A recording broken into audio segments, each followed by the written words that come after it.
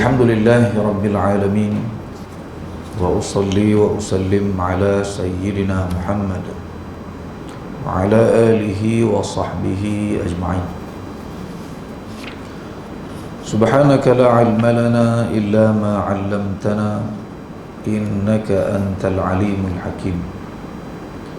Rabbi shrah li sadri wa yassir li amri wahlul 'uqdatam min lisani yafqahu qawli. Yang dikasihi Tuan Imam, ahli jawatan kuasa surau, seterusnya tuan-tuan, perempuan, muslimin dan muslimat yang dikasihi, yang dirahmati Allah Subhanahu wa ta'ala sekalian.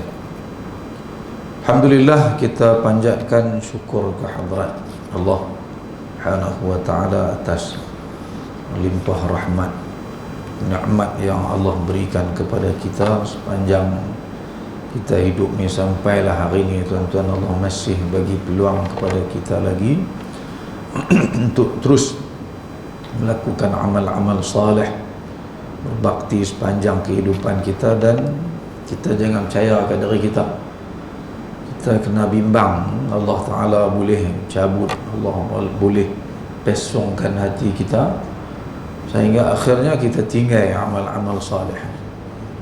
Itu di antara doa Nabi SAW yang Nabi suruh kita doa. Nabi ajak dan Nabi pesan supaya kita kena minta ke Allah Ta'ala nak buat amal salih ni. Allahumma inna nas'aluka, Allahumma inni as'aluka fi'lal khairat wa tarkal munkarat wa hubbal masakin. Itu antara doa-doa Nabi yang Nabi kita belajar doa ni, ajak ke orang. Ya Allah, aku mohon kepada Engkau supaya aku boleh buat benda kebajikan. Allahumma inni as'aluka fi'lal khairat. Okey lah ni kita duduk tengah buat baik dah lah ni, duduk istiqamah dah, kita rasa macam tak apa dah, kita kena bimbang, takut-takut Allah cabut rasa nak buat baik tersebut. Lain kita tinggal tak sedar 5 tahun baru teringat. Jadi kena sentiasa minta, Allahumma inni as'aluka fi'lal khairat wa tarkal munkarat, dan aku minta supaya aku boleh tinggal benda-benda mungkar. Panjanglah doa Nabi yang lain, tuan-tuan. Jadi salah satu yang kita kena mohon yang itu. Kita balik semula kepada hadis kita masuk hadis yang ke-23 dalam bab manaqib ataupun fadailus sahabah ni. Malam ni kita baca satu lagi hadis Nabi SAW tentang fadilat, tentang kelebihan para sahabat, keistimewaan Abu Bakar As-Siddiq radhiyallahu anhu. Qala haddatsana, muka surat 47 yang ada buku. Qala haddatsana Muhammad ibn Miskin Abu al-Hasan qala haddatsana Yahya ibn Hassan qala haddatsana Sulaiman an Syarik ibn Abi Namir an Sa'id ibn al-Musayyab قال أخبرني أبو موسى الأشعري أنه توضأ في بيته ثم خرج فقلت لألزمن رسول الله صلى الله عليه وسلم ولأكونن معه يومي هذا قال فجاء المسجد فسأل عن النبي صلى الله عليه وسلم فقالوا خرج ووجهها هنا فخرجت على إثره أسأل عنه حتى دخل بئر أريس فجلست عند الباب وبابها من جرير حتى قضى رسول الله صلى الله عليه وسلم حاجته فتوضأ فقمت إليه فإذا هو جالس على بئر أريس وتوسط قفها وكشف عن ساقيه ودلاهما في البئر فسلمت عليه ثم انصرفت فجلست عند الباب فقلت لأكونن بواب رسول الله صلى الله عليه وسلم اليوم فجاء أبو بكر فدفع الباب فقلت من هذا؟ فقال أبو بكر. فقلت على رسلك. ثم ذهبت فقلت يا رسول الله هذا أبو بكر يستأذن. فقال إئذن له وبشره بالجنة. فأقبلت حتى قلت لأبي بكر ادخل ورسول الله صلى الله عليه وسلم يبشرك بالجنة. فدخل أبو بكر فجلس عن يمين رسول الله صلى الله عليه وسلم معه في القف ودل رجليه في البئر كما صنع النبي صلى الله عليه وسلم وكشف عن ساقيه. ثم رجعت فجلست وقد تركت أخي يتوضأ ويلحقني فقلت إن يرد الله بفلان خيرا يريد أخاه يأتي به. فإذا إنسان يحرك الباب فقلت من هذا؟ فقال عمر بن الخطاب. فقلت على رسلك. ثم جئت إلى رسول الله صلى الله عليه وسلم فسلمت عليه فقلت هذا عمر بن الخطاب يستأذن. فقال إئذن له وبشره بالجنة. فجئت فقلت ادخل وبشرك رسول الله صلى الله عليه وسلم بالجنة. فدخل فجلس مع رسول الله صلى الله عليه وسلم في القف عن يساره ودل رجليه في البئر. ثم رجعت فجلست فقلت إن يرد الله بفلان خيرا يأتي به. فجاء إنسان يحرك الباب فقلت من هذا؟ فقال عثمان بن عفان. فقلت على رسلك. فجئت إلى رسول الله صلى الله عليه وسلم فأخبرته فقال إئذن له وبشره بالجنة على بلوى تصيبه. فجئته فقلت له ادخل وبشرك رسول الله صلى الله عليه وسلم بالجنة على بلوى تصيبك. فدخل فوجد القف قد ملئ فجلس وجاهه من الشق الآخر. قال شريك بن عبد الله قال سعيد بن المسيب فأولتها قبورهم. Panjang bukan main tuan-tuan, nak boleh habis baca pun. Jadi kita terjemah dah lah, tidak lagi, tak ada nak habis.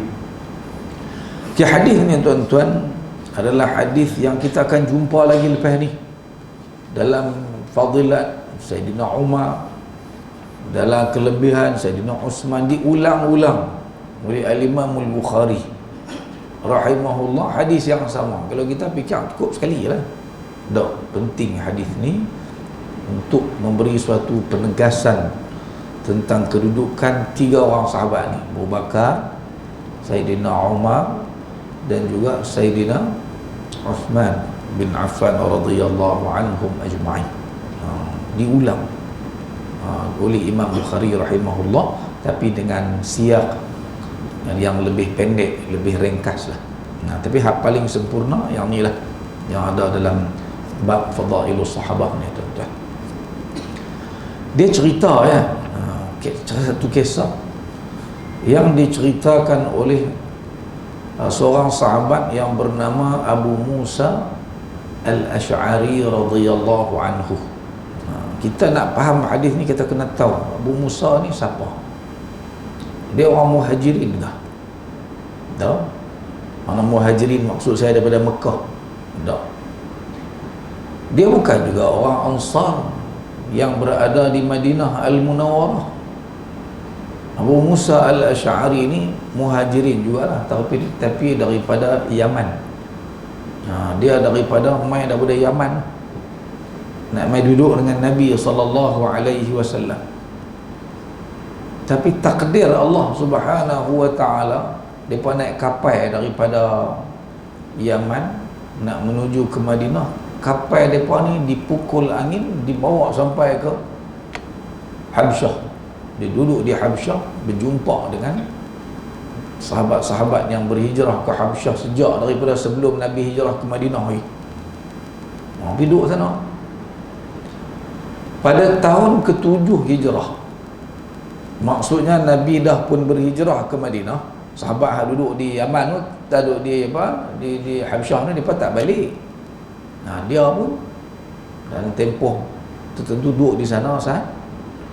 Kemudian Nabi hijrah ke Madinah. Sahabat-sahabat yang hijrah ke Madinah ni duduk di Yaman, duduk di mana? Duduk di Habsyah lah. Sampai 7 tahun. Tahun ke-7 bulan Muharram baru dia balik ke Madinah Al-Munawwarah. Nabi wafat tahun ke-11.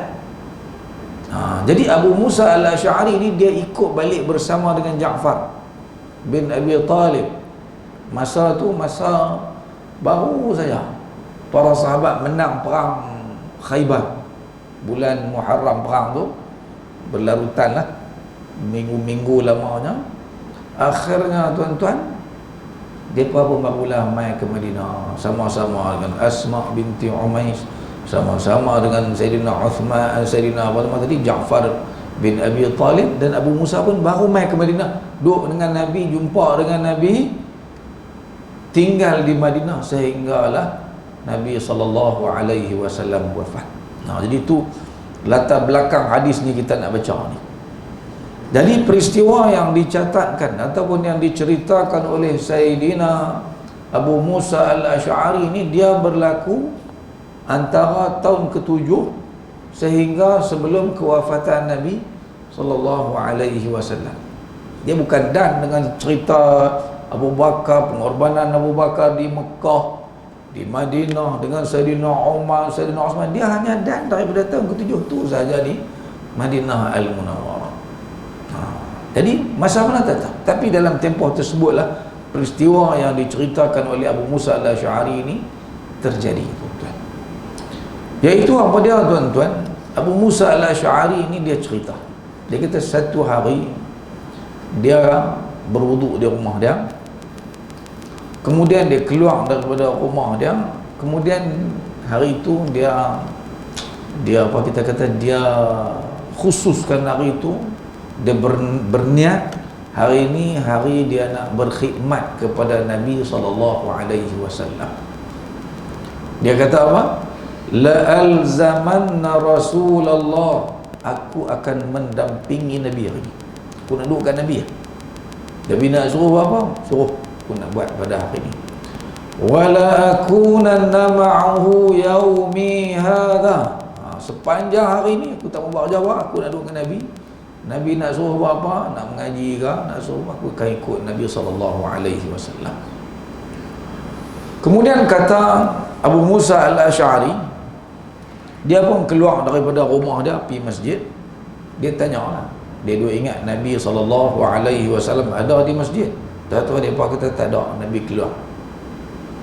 Bila dia tanya, mereka pun habaq kat dia Nabi pergi ke suatu arah di Madinah Al-Munawwarah. Dia pun ikut arah tersebut sehinggalah dia masuk, dia jumpa dengan Nabi SAW yang pada ketika itu berada di satu kawasan telaga yang terkenal. Nama telaga ni Bi'ru Aris. Aris tu nama telaga, Bi'run telaga. Telaga ni lah hak cerita Sayyidina Osman jatuh cincin khatam Nabi SAW apa timba telaga apa tak jumpa sampai kesudah tu. Telaga ni lah yang kadang-kadang kita bila kita pergi buat umrah, kita dibawa untuk melawat telaga tersebut. Ni peristiwa ni terjadi di kawasan telaga yang bernama Aris, Bi'ru Aris. Jadi bila dia sampai di sana, dia kata aku pun duduk tang pintu lah, tang pintu nak masuk, sebab ada setengah-setengah kebun kurma ni, tuan-tuan, ada pagar nak tinggi, orang nak masuk tak boleh. Dan pintunya diperbuat daripada jarid, daripada kurma. Lepas tu dia pun masuklah. Nabi selesai hajat dia, kemudian Nabi SAW berwudu. Aku pun pergi duduk dekat Nabi SAW yang pada ketika itu sedang duduk di dekat dengan telaga Aris tersebut, dalam keadaan menghadap kepada Pak duk kira ayam tu, quf.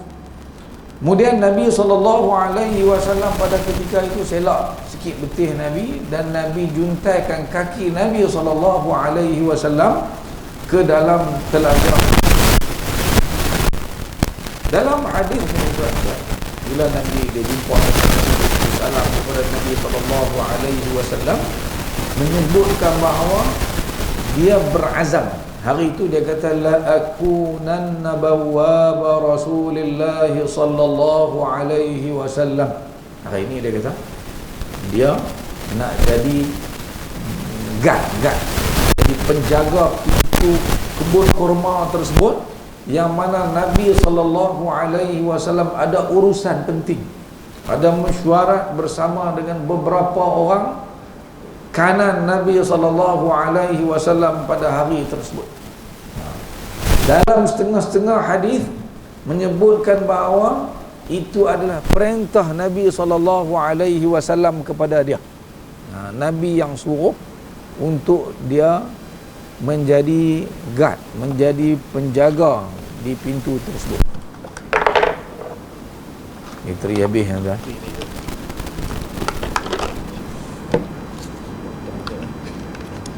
Tak apa.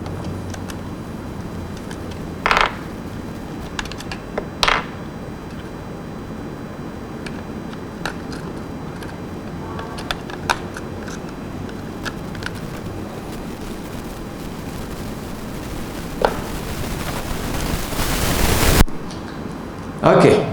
Nah, tahniahnya tuan-tuan dah terhenti dah kan? Pengajaran yang kita boleh ambil tahun ni, para sahabat ni yang kita boleh belajar, kita boleh belajar daripada mereka kesanggupan mereka untuk nak berkhidmat kepada Nabi SAW. Tawarkan khidmat kepada Nabi SAW. Apa dia nak buat pada hari ini wahai Rasulullah? Nak manfaatkan kehidupan mereka, apa yang boleh diberi kepada agama, kepada Nabi SAW yang ditugaskan oleh Allah Subhanahu wa taala sebagai utusannya atas muka dunia. Jadi kita kena belajar kepada para sahabat radhiyallahu anhum ajma'in. Mereka ni sungguh-sungguh, bukan dia saja. Kita baca cerita berkenaan dengan seorang sahabat yang bernama Rabi'ah bin Ka'ab, khidmat kat Nabi SAW ni semua sepanjang hidupnya, apa yang boleh dibuat, sampai bila mereka berkhidmat dengan Nabi SAW, Nabi ni bila orang buat baik, Nabi nak balas. Bila Nabi tanya dia, kamu ada hajat apa-apa ada aku nak bagi? Kalau ada apa-apa, abang. Maksud Nabi ialah hajat-hajat yang berbentuk keduniaan ni. Dia kata tak ada apa. Bila Nabi tekan tanya, dia kata, aku cuma nak minta satu saja wahai Rasulullah, as'alu murafaqataka fil jannah. Kalau bolehlah esok di hari akhirat ni aku nak minta aku boleh duduk bersama dengan engkau di syurga ya Rasulullah. Itu para sahabat radhiyallahu anhum ajma'in. Inilah yang kita kena contohi para sahabat ni. Kita sentiasa kena fikir apa yang dengan kudrat yang ada, dengan umur kuih lama kuih tua lah tu lah. Saya hari ni masuk 50 lah. Kira tahun baru ni cecah masuk 50 dah. Mana duk fikir, berapa tahun lagi nak ada ni kan. Jadi berapa tahun yang baki ada ni, cuba kita fikir, kita nak bagi apa pada agama ni. Ikut kemampuan masing-masing. Tapi kena fikir, apa aku nak tinggal sebagai suatu sumbangan kita kepada agama ni, kita nak buat apa? Kena semua orang kena pakat tanya, nak buat apa? Takkan kita nak biar berlalu tu, tahu dengar kata keluar ke Facebook, orang terkejut tengok, lah mati dah. Tak ada lah, inna lillahi wa inna ilaihi raji'un, salam takziah penuh ni, beribu-ribu orang kata. Takkan nak tunggu hari ni. Kita kena belajar daripada para sahabat. Macam Abu Musa al-Asy'ari radhiyallahu anhu, dia duk fikir nak buat apa. Jadi tugasnya Tak besar mana pun kalau kita tengok sini, tugas dia jadi guard ya pun. Tapi ni sumbangan pada agama. Okeylah tuan-tuan, kita terus hadis ni kan. Jadi Rasulullah sallallahu alaihi wasallam memerintahkan dia supaya jaga pintu tu. Siapa nak masuk, saya lagi meminta izin dulu, sebab ni mesyuarat penting. Orang-orang tertentu sahaja yang akan dibenarkan berada dalam perbincangan ini. Kemudian masuklah tajuk bab kita ni tuan-tuan. Tiba-tiba bila dia duduk tunggu di pintu tu, dia kata, tiba-tiba mai Abu Bakar. Dia pun tanya, sebab duduk di luar, dia duduk di bahagian dalam, ada orang mai ketuk pintu. Fadafa'al bab. Aku pun tanya, siapa ini?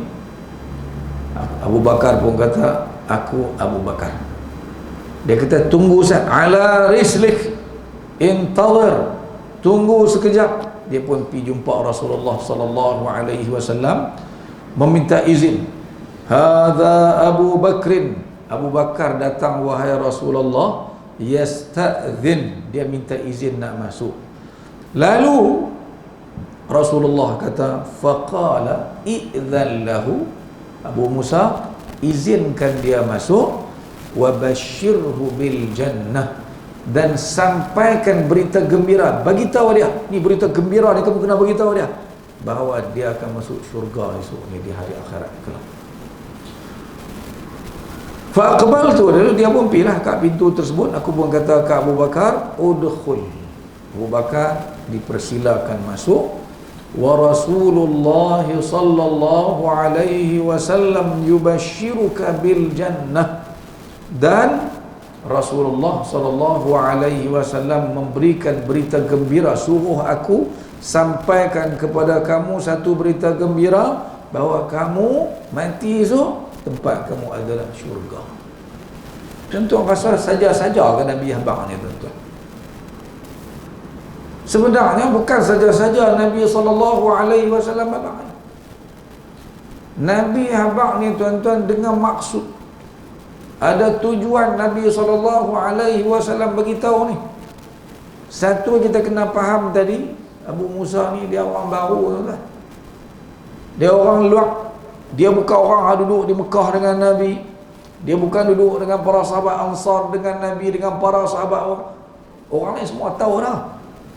Orang lain ni tuan-tuan, para sahabat Ansar ke, sahabat-sahabat Muhajirin ke, semua tahu dah kedudukan Abu Bakar As-Siddiq radhiyallahu anhu ni.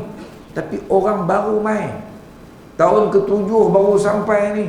Jadi mungkin benar penting ni dia tak tahu lagi. Nabi nak i'lankan tentang kedudukan, ketinggian orang-orang seperti Abu Bakar As-Siddiq radhiyallahu anhu ni, nak bagi dia tahu ni Abu Bakar, wa basyirhu bil jannah. Dan tujuan Nabi SAW juga ialah nak bagi peristiwa ni, pemberita besar ni, peristiwa kata orang-orang macam Abu Bakar ni tempat mereka adalah syurga ni. Umat Islam yang baru kena tahu, umat generasi mana pun, generasi tabi'in, kena kenal kedudukan Abu Bakar ni ahli syurga. Sampailah generasi kita hari ni. Kita orang baru kan, orang lama kan, lama dah juga kalau kira orang kan, tapi kita orang baru. Anak-anak kita generasi ni bukan tahu ni, kena dibagi tahu. Bila bercakap tentang Abu Bakar, Nabi memerintahkan kepada Abu Musa al-Asy'ari supaya diberitahu orang ni adalah ahli syurga. Anak kita kena tahu, cucu kita kena tahu Abu Bakar ni ahli syurga. Penting, kalau tidak Nabi tak bagi tahu, supaya bila kita berbicara tentang tokoh-tokoh ni, kita faham kedudukan mereka, kita menghormati. Kita nak bercakap orang-orang kita tahu kedudukan mereka tinggi ni, kita pun sayang juga nak belajar, nak buat kesimpulan sendiri, baca cerita tentang mana nak pergi kata tak, Nabi abang dah ni ahli syurga, kena tahu dah ni. Bani orang-orang penting dalam ajaran Islam, orang yang bersama-sama dengan Nabi SAW bawa ajaran Islam ni. Nak tahu Islam ni agama yang mengenang budi orang. Dan penting orang-orang ni kena diketahui kedudukan dan ketinggian mereka. Sebab mereka lah saya lagi hak yang nak mewajibkan Quran ditulis, Quran dibukukan, inilah start Abu Bakar. Kalau orang tak tahu kedudukan dia, orang kata dia jahat pula lagi, tertolaklah Al-Quran yang akan disampaikan kepada umat manusia. Itu Nabi hafal benda ni, bagi tahu. Dan tentu sekali Abu Musa, tuan-tuan, bila dia balik, bila dia cerita kepada orang-orang lain, dia akan cerita, Abu Bakar ni Nabi bagi tahu aku ahli syurga. Dan berita tu disebarkan sampailah kita malam ni pun dengar peristiwa yang dialami oleh Abu Musa al-Asy'ari. Jadi Nabi habaq tu bermaksud nak umat dia semua tahu tentang kedudukan Abu Bakar As-Siddiq radhiyallahu anhu. Kalau orang lain barangkali Nabi tak apa, tapi Abu Musa orang baru datang ke Madinah Al-Munawwarah tahun ke-7. 3 tahun lagi dia berbaki, dia nak duduk dengan Nabi SAW. Okey, sambung ceritanya, tuan-tuan. Lalu Abu Bakar pun masuk, fadakhala Abu Bakar, dia duduk di sebelah kanan Nabi SAW di quf, tempat cedok ayam tadi. Dia pun buat macam Nabi SAW buat, dia suar kaki dia masuk dalam telaga tersebut. Kama sana'an Nabi sallallahu alaihi wasallam, seperti mana yang dilakukan oleh Nabi sallallahu alaihi wasallam. Wa kashafa an saqai, dah dia tengok Nabi selak peti, dia pun selak juga. Ni satu lagi, para sahabat ni dia nak buat apa yang Nabi sallallahu alaihi wasallam buat. Thumma raja'tu, kemudian aku pun pergi balik tempat pintu tersebut, aku pun duduk, fajalastu. Kemudian kata Abu Musa al-Asy'ari, aku ni masa aku main tadi ni, aku tinggal adik aku. Abu Musa ni dia ada 3 orang adik dia, saudara dia yang main bersama-sama dengan dia ke Yaman, daripada Yaman ke Madinah Al-Munawwarah. Asal itu pakat dengan adik dia, salah seorang daripada adik dia ni, tapi dia lambat sangat, dia tinggal.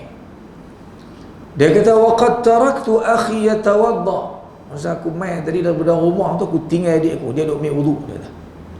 Wa yalhaquni, kemudian dia akan ikut aku lah, tapi dia tak sampai-sampai.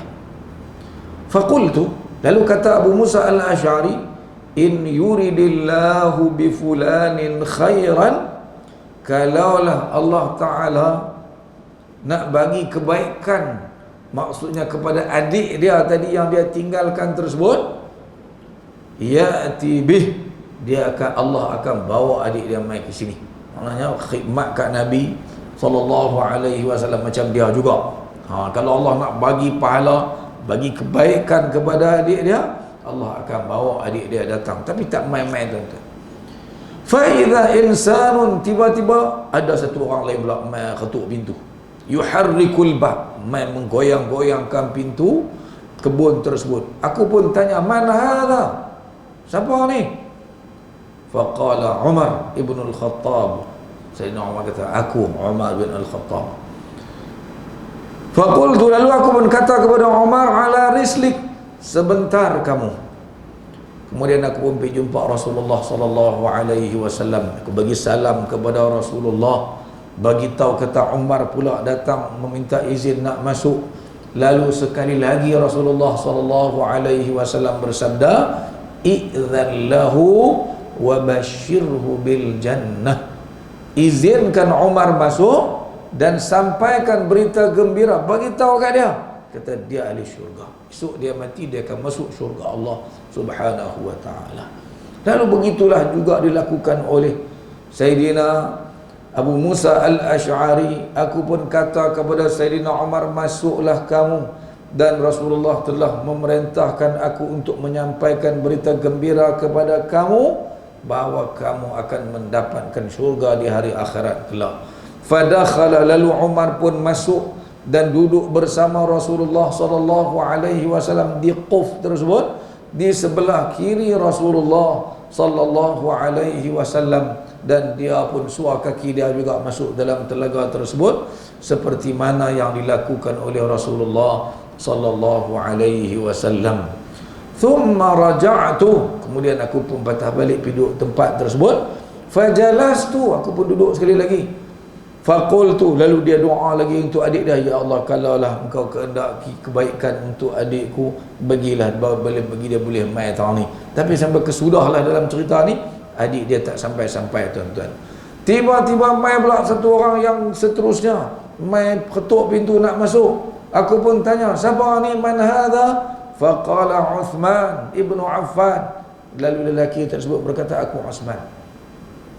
Aku pun kata perkataan yang sama, tunggu Ustaz. Aku pergi jumpa Rasulullah. Fa akhbartu, aku beritahu Rasulullah Uthman datang meminta izin untuk masuk. Lalu Rasulullah bersabda, hak kat Sayyidina Uthman ni lain sikit, iaitu Nabi kata apa, tuan-tuan?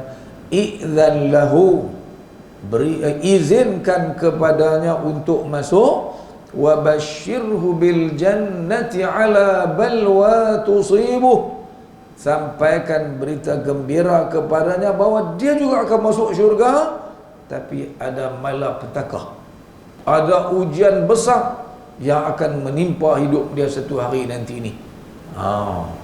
Faji itu aku pun pergi beritahu begitulah kat Sayyidina Uthman. Bila aku beritahu Sayyidina Uthman ni dalam hadis-hadis sebut, Allahul Musta'an, Allah lah tempat aku memohon perlindungan. Ataupun dalam setengah lafaz menyebutkan Sayyidina Uthman kata, Allahumma sabran, ya Allah, bagilah aku boleh bersabar dengan musibah malapetaka yang bakal menimpa aku, seperti mana yang dijanjikan oleh Rasulullah sallallahu alaihi wasallam tersebut. Lalu Sayyidina Uthman pun masuk. Tapi bila Sayyidina Uthman masuk, tempat tadi tu dah penuh, dah kiri kanan Sayyidina Abu Bakar duduk, kiri Sayyidina Umar duduk, tak ada orang tempat duduk. Jadi duduk tahu mana? Dia pergi duduk di sebelah depan, menghadap Nabi sallallahu alaihi wasallam dari arah bertentangan dengan Nabi sallallahu alaihi wasallam. Hadis ni takat tualah ceritanya. Cuma di belakang tu, tuan-tuan, Sa'id bin Al-Musayyab, salah seorang tabi'in, ni kibarut tabi'in yang meriwayatkan hadis ini. Dia nampak dari sudut kedudukan yang terjadi tersebut, dia kata kedudukan itu menunjukkan itulah kubur mereka nanti. Betul lah. Sayyidina Abu Bakar, Sayyidina Umar bin Al-Khattab, kubur mereka dekat dengan Nabi sallallahu alaihi wasallam, sekali dengan Nabi sallallahu alaihi wasallam. Tapi Sayyidina Uthman, kubur dia di mana? Di Baqi', dikebumikan di kawasan Baqi' Al-Gharqad di Masjid Nabawi, seperti yang kita sedia maklum bila kita pergi ke sana, tuan-tuan. Jadi hadis ini, tuan-tuan, nak menunjukkan kepada kita kepentingan umat ini kena tahu tentang kedudukan, ketinggian para sahabat-sahabat tertentu ni kan. Bahkan kita kena tahu ketinggian kedudukan keseluruhan para. Kalau tidak, Nabi SAW tak sampai sengaja beritahu, i'lankan, supaya Abu Musa al-Asy'ari nanti dia keluar daripada majlis tersebut, dia balik, misi dia balik abang ke adik dia. Misi dia akan beritahu kepada siapa-siapa orang baru yang dia jumpa bahawa Abu Bakar, Sayyidina Umar, Sayyidina Uthman ni orang-orang yang Nabi telah memberi jaminan syurga semasa mereka masih hidup di atas muka dunia ni lagi.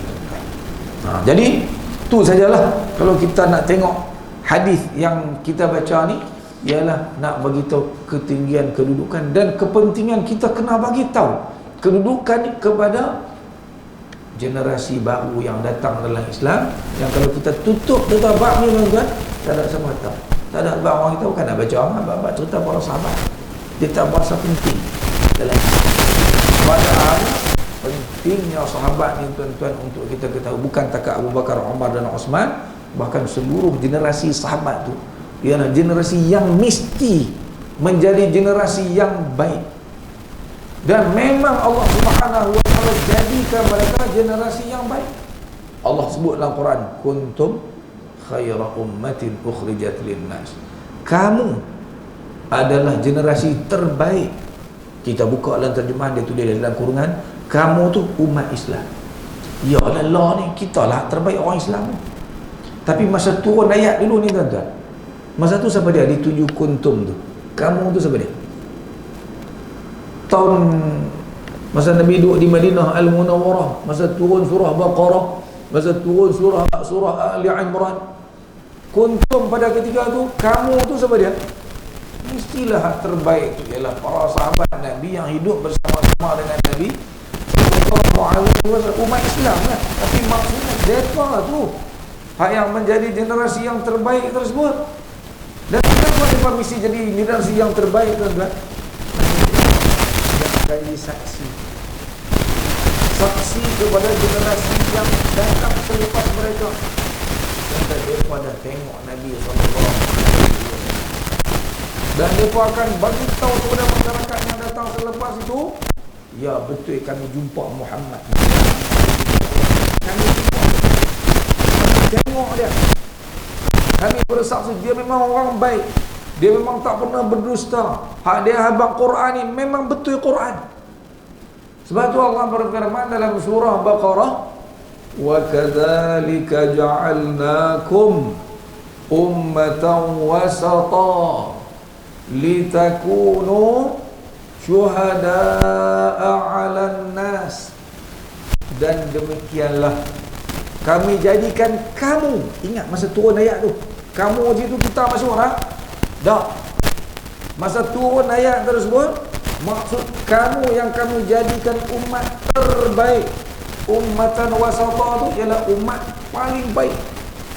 Demikianlah kami jadikan kamu umat yang terbaik. Wasata tu bukan separuh-separuh, mana wasatiyah.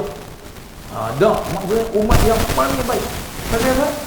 Supaya kamu menjadi saksi kepada manusia. Ini manusia yang mai ke depan. Lepas mereka apa dia? Tabi'in. Kalau mereka ni jahat, mereka ni jenis penipu, tak boleh percaya, tak boleh harap, bila mereka habaq kepada generasi yang datang kemudian, beritahu tentang Nabi Muhammad, orang tak apa nak percaya lah. Sebab mereka tu jahat, mereka ni karut, penipu, pembohong. Tapi Allah bagi jadi mereka tu ummatan wasata, umat yang terbaik. Sebab mereka nak jadi saksi ni dalam dunia hari ni pun. Kalau kita nak sahkan, kata dia saksi yang boleh diterima, dia mesti baik dulu. Kalau tahu dia ni memang kaki penipu, pembohong, kita nak percaya lah dia ada. Dan memang Allah Subhanahu Wa Taala jadikan mereka generasi yang paling baik. Kita baca lagi dalam surah Al-Hujurat. Allah Subhanahu Wa Taala berfirman. Tuan-tuan nak cari ayat nak baca kata.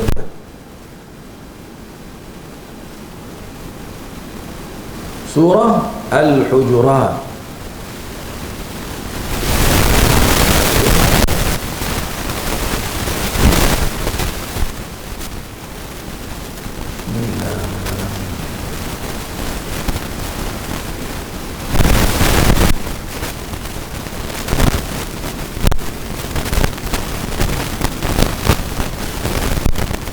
Tengok ayat ni.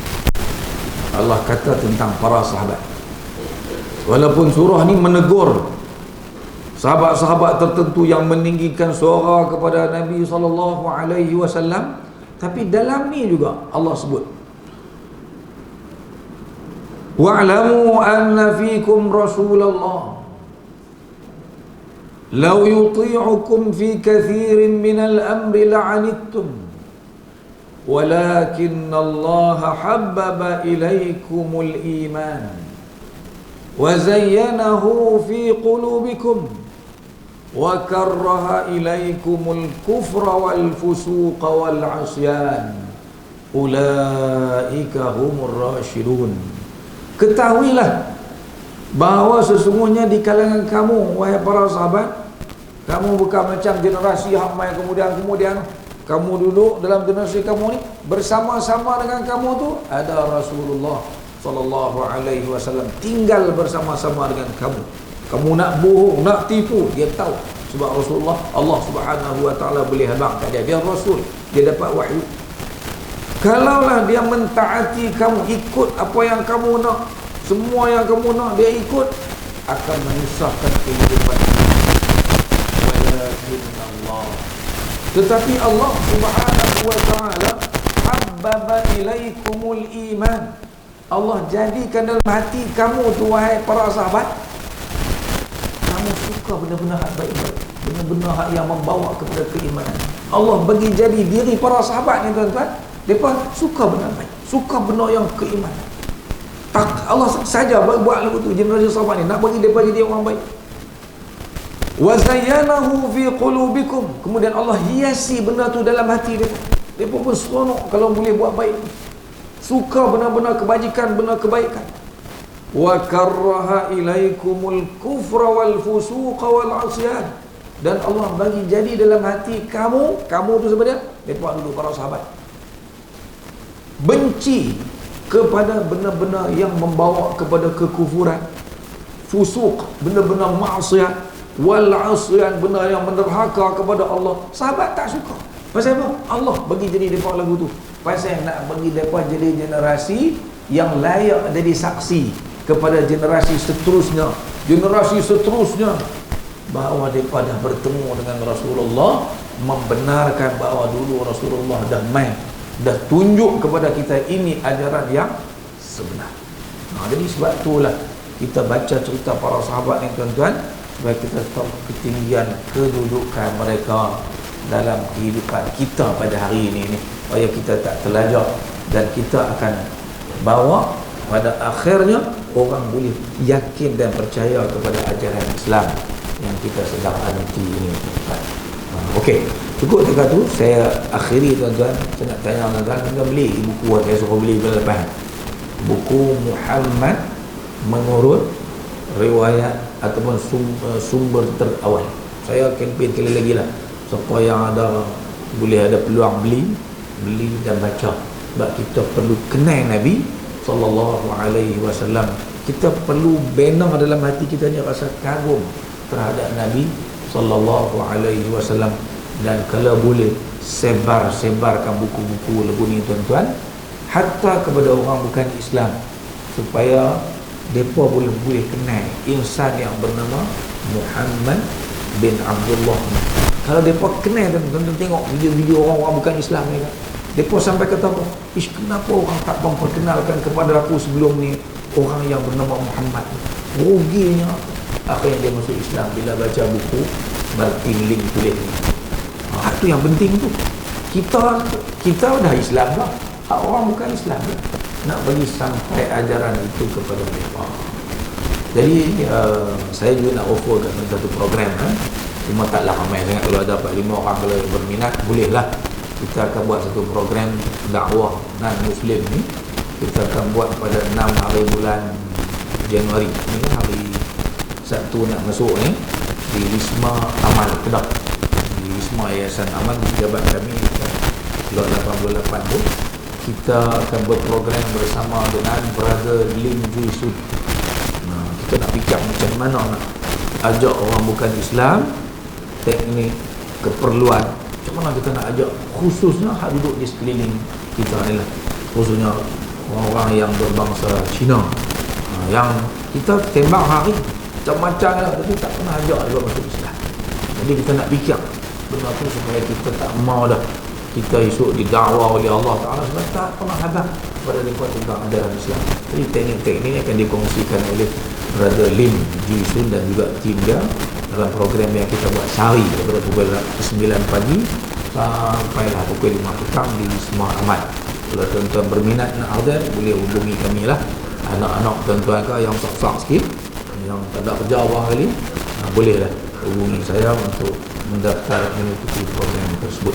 Sekadar itu dulu, aku qauli hadza wa astaghfirullahal azim li wa lakum. Assalamualaikum warahmatullahi wabarakatuh.